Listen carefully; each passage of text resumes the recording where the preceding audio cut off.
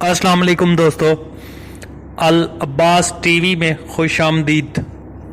दोस्तों, आज हम बात करेंगे है कि रिज़्क में इजाफा और बरकत के लिए क्या किया जाए।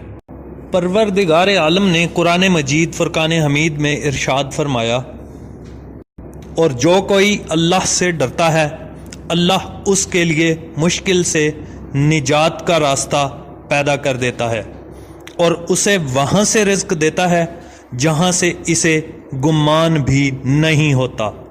सूरह तलाक की ये आयत है। हज़रत अबू ज़र गफ़ारी फरमाते हैं कि एक दिन हज़रत मोहम्मद सल्लल्लाहु अलैहि वसल्लम ने इरशाद फरमाया,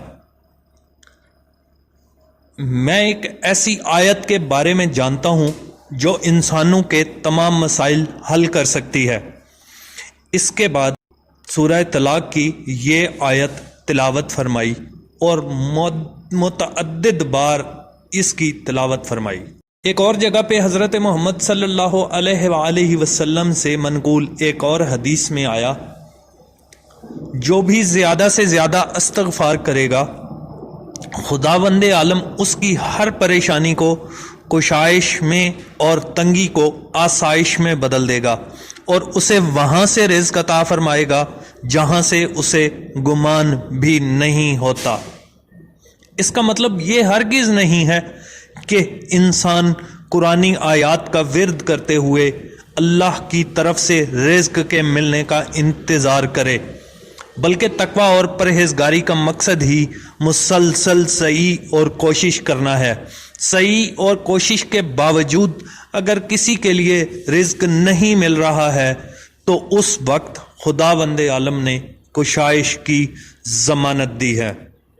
इस आयत के नाजिल होने के बाद पैगंबर अकरम सल्लल्लाहु अलैहि वसल्लम के बाज़ असहाब ये कहते हुए कि अल्लाह ने हमारे रिज़्क की ज़िम्मेदारी ले ली है, कसब व कार छोड़कर इबादत इलाही में मशगूल हो गए।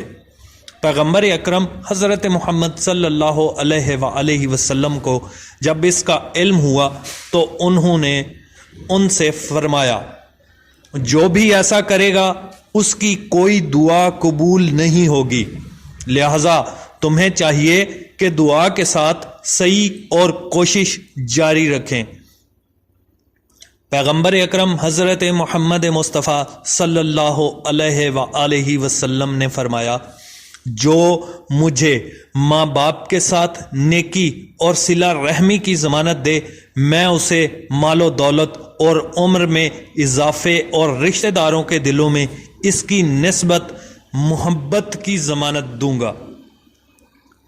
पैगंबर अकरम हज़रत मोहम्मद सल्लल्लाहु अलैहि वसल्लम का एक और फरमान है कि रिज़्क और मुआश की तलाश में सुबह सवेरे निकला करो, इसलिए कि सुबह का वक्त रोज़ी और कामयाबी का बाइस।